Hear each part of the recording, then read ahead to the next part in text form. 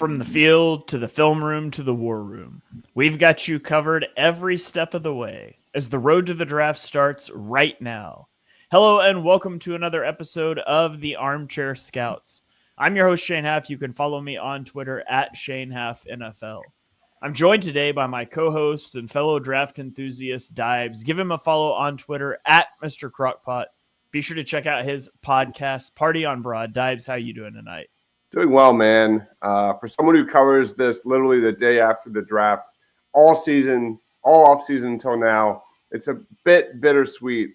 But I'm excited for these final two games, the final four.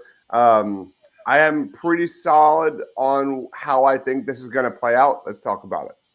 All right. Also joined by his co-host on Party on Broad, it's Ryan. Give him a follow on Twitter at Philly Sports PSA. Ryan, how you doing tonight? I'm kind of in the same boat as Dives. You know, the long season started so many weeks ago on week 0, and we are now down to our final 3 games. And it's it'll be like I said, a little sad, but we'll take like a week off.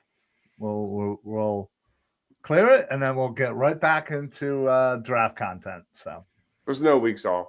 No, I mean, you're right. There isn't, but I'll take we'll throw a mock in there. Oh, we will, but I'm just saying, I'm going to take like a few days break.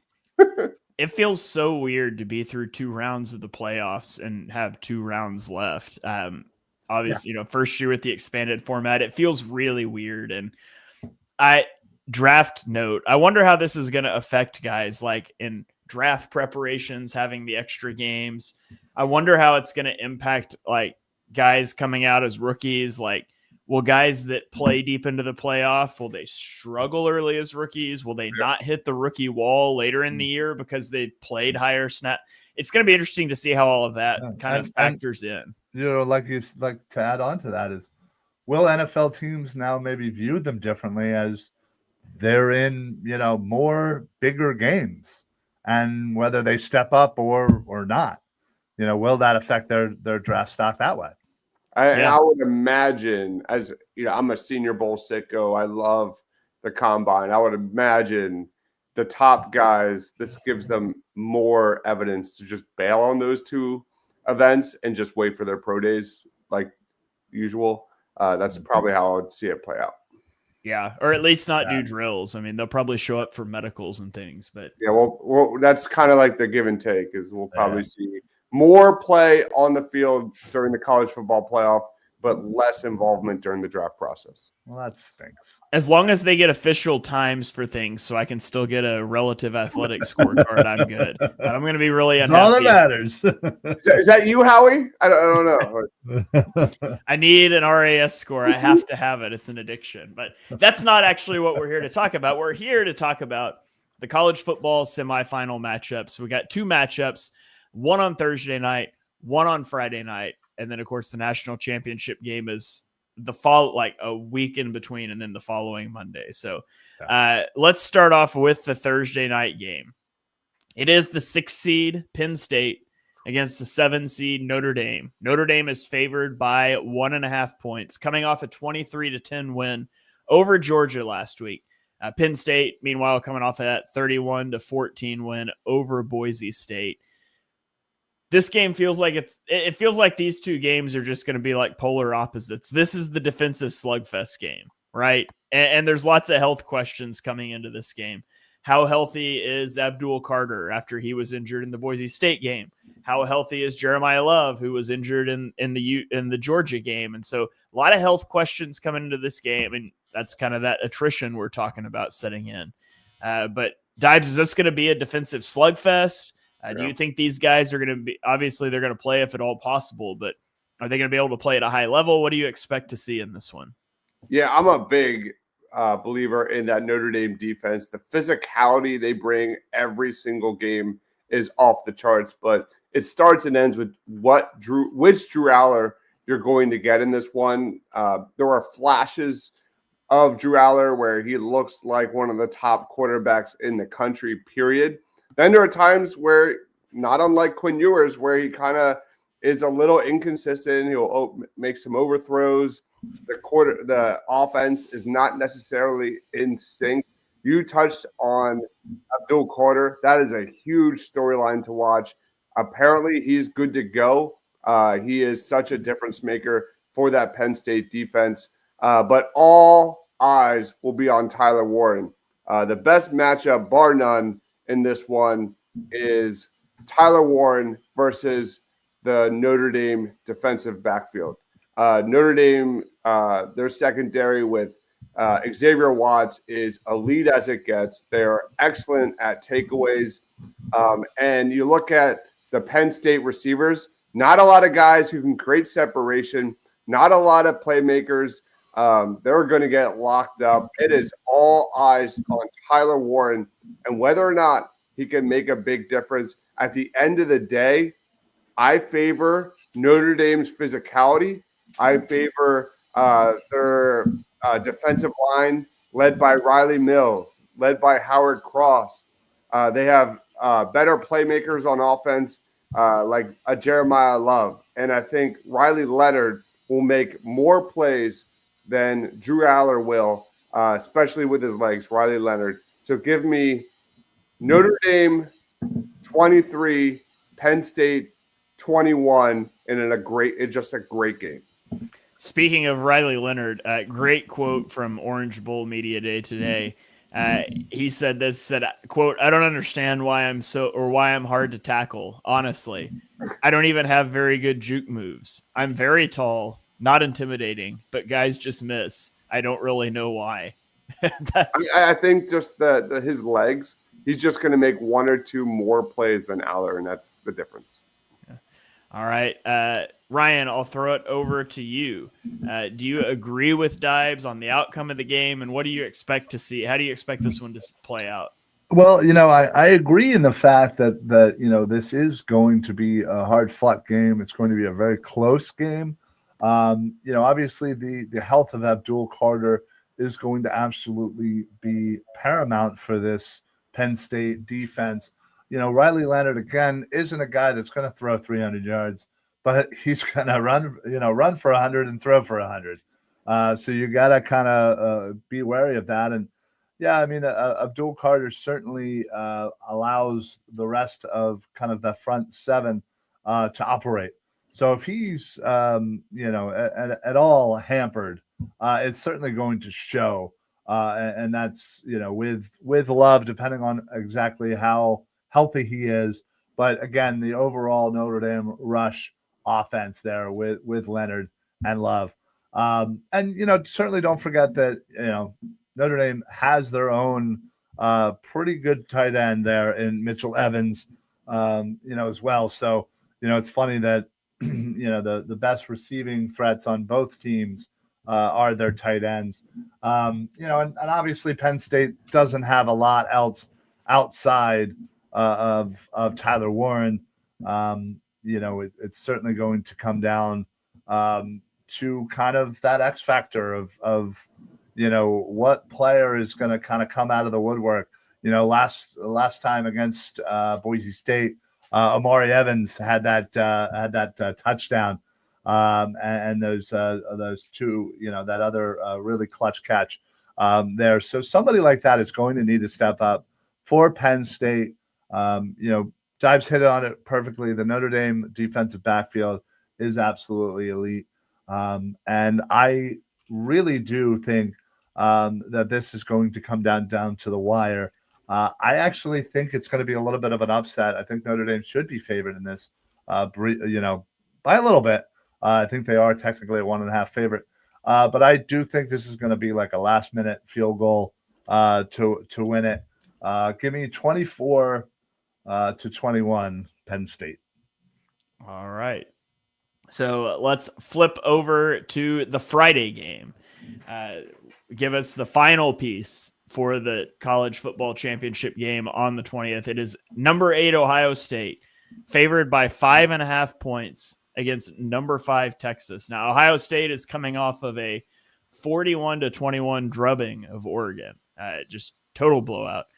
Texas is coming off a 39-31 double overtime win over Arizona State. This feels like the offensive shootout potentially to play counter to the defensive slugfest on Thursday night. Ryan, what are your thoughts on this game? Yeah, this game's honestly a little harder for me to kind of predict, because you have Ohio State, who the last two games, 41-21 over Oregon, 42-17 over Tennessee. And most people, in fact, when we kind of did our show originally, everybody had picked Tennessee because Ohio State was coming off of that brutal loss to Michigan, 13-10. So it's kind of hard to know what Ohio State team we're going to get. Obviously, it looks like they've figured things out. But this is kind of all going to come down to Will Howard. And obviously Will Howard has shown that he is capable and able to step up in big moments. And, I know that Dives is just waiting for him to stumble so he can, continue his hate on Will Howard. But, the other side of things is Texas has been in a lot of battles. They again, snuck by a tough, a gritty Arizona State team in double overtime. They, were closer than they thought game against Clemson. Obviously, they lost previously to Georgia in overtime. So they've been in some really good battles lately. But I think that's kind of tested them. And Ohio State's kind of all over the place. And I think a little too much is being thrown at Ohio State. And personally, I'm not sold yet. Obviously, they just beat the previously undefeated team, but we've seen the ups and downs of Ohio State all year, and they're inconsistent as hell. While certainly Texas has had some stumbles themselves, I feel a little bit more confident on going into a game in Texas with their consistency lately. Knowing that they're going to put in a fight, down to the wire, I'm going to lean Texas here in what is going to be an absolute shootout. I'm going to go 38-35 Texas. And again, a great close matchup. I think we're going to get two really great games here that we've been hoping for this entire college football playoff. All right. Dives, do you agree with that? How do you think this game is going to play out? Yeah, I disagree. I think from the jump, just like Ryan said, if it's going to be a shootout, Isaiah Bond, one of the mismatch weapons of college football, one of the best mismatch weapons, has to go off. Him and Quinn Ewers, they really need to have a efficient, mistake-free football game, and that's kind of the problem when it comes to Texas. I think all of their inconsistencies showed up in that Arizona State game. There are times when Quinn Ewers and the Texas offense looks electric. There are times when they just go into hibernation. I think a big part of this game will go into, the defensive backfield for Texas making plays, led by Jahdae Barron, one of the best nickel defenders in college football. So keep an eye on him. Keep an eye on Andrew Makuba, one of the more underrated safeties in football, period. But like Ryan alluded to, coming into this season, we've talked about the heavy hitters in this draft when it comes to Ohio State. The Jack Sawyers, the Caleb Downs for 2026, the Emeka Buka we've been talking about for years and years and years. But the real star of the show that has opened up everything for the Ohio State offense, without a doubt, has been the play of Will Howard, who I have not been a fan of, without a doubt, and Jeremiah Smith. From the jump, Jeremiah Smith was around 3 to 4 catches per game, would have big-time plays, half of those going for touchdowns, but they have been targeting him significantly during these college football playoffs, and no one's been able to match them. So for me, at the end of the day, I just want to see Jeremiah Smith versus that Notre Dame defensive backfield. I think that would be such a fun matchup. I don't see any way Texas keeps this close. I think Ohio State rolls. And I never would have guessed it, but I think that threat of Jeremiah Smith being such a home run hitter, even more so, has opened up everything for Travion Henderson and Quinshaw Judkins, who I thought they were more run pass than now they are more kind of that threat of the pass has dropped those safeties back just a little bit. And now we're seeing Travion and Quinshaw get and feast wherever they want. So for me, I'm going Ohio State wins 31, Texas 20. All right. There's no doubt Ohio State's playing really good football right now, and Texas was supposed to have an easy path, and they've kind of scraped by so far. So really, it seems like whichever way it shakes out, though, it's setting up a clash of styles for a national championship game. It seems like so often you end up with like the offensive juggernaut, the defensive, the really good defensive team, and you get that clash of styles, and it definitely seems that's what we're headed for this year again. And whichever way it ends up falling, we'll be here next week to break it all down for you guys, the college football national championship game. And then we'll get into all the draft scouting and things, all our positional rankings and mock drafts that'll carry us through to the draft. So this show doesn't end when the college season does. We are just getting started. We'll start getting into longer shows, running down our top 5 and 10 at each position. It'll be a lot of fun.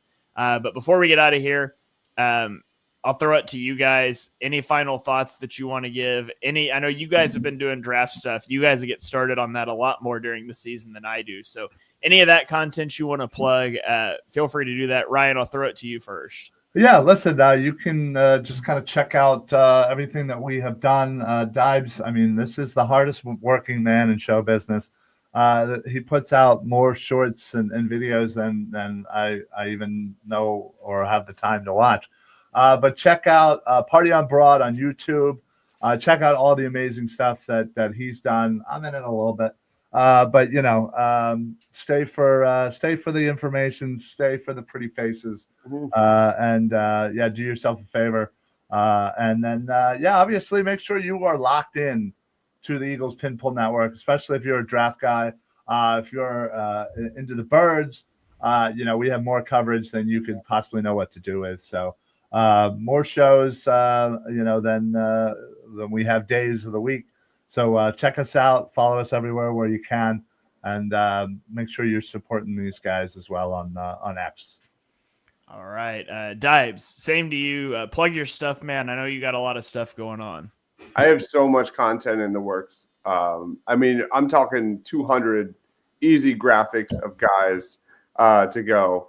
We've been doing this all year, so make sure you check us out. But I think you can lock in edge and tight end into the top 3 for the Eagles picks. It is a historic class for the edge and tight end positions. Mm-hmm. Really fun group.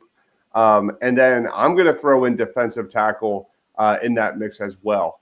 I think defensive tackle is a low-key need for the Birds. Yep.